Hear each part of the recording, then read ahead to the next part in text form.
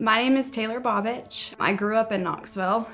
Starting in 6th grade, I moved here from Alaska, so my family does consider this home. I'm one of 5 siblings, and then my parents. I grew up with me and my older brother and a brother who's just below me. My younger siblings are way younger than I am. So us 3 just had that journey of moving a lot because my dad was in the military, so we were each other's best friends.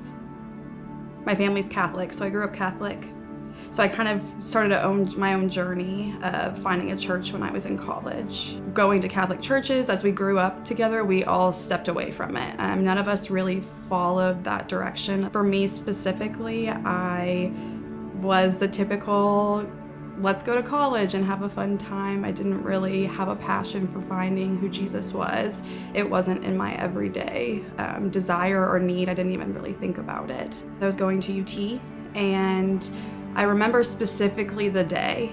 I had a test that morning, and my mom texted me, and she always texts me and says, call me. And I called her instantly because I was going into a test, and I was like, what's wrong, or what do you need? So when she called me, I answered the phone, and she was crying. And she told me that my brother was shot and died. So in that moment, I kind of just fell. I was numb at that moment. I think after the funeral, it all kind of hit me. It kind of flooded in, and I had this moment of, I didn't know what else to do other than to pray about it. In that moment, I asked God for the first time really in my whole life.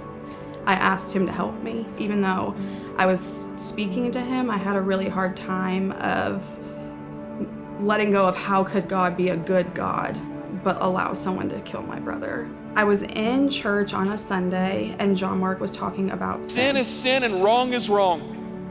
But Jesus died to rescue you for all of that. And no matter what you do, you will be forgiven. And something in that moment kind of just hit me where if God can forgive me, then he can forgive the person who killed my brother. Understanding that everyone is his child. The person who killed my brother is God's child. And that's okay. And I hope one day that we find who he is and I can tell him it's okay.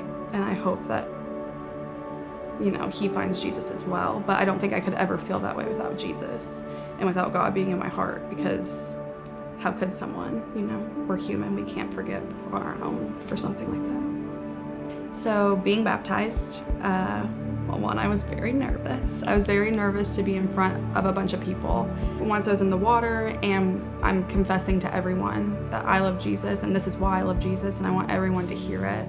Going into the water and then coming up is just, it's relieving. I felt relieved. I felt like a weight was lifted off my shoulders. Now everyone knows who I am, and they see me for who I am.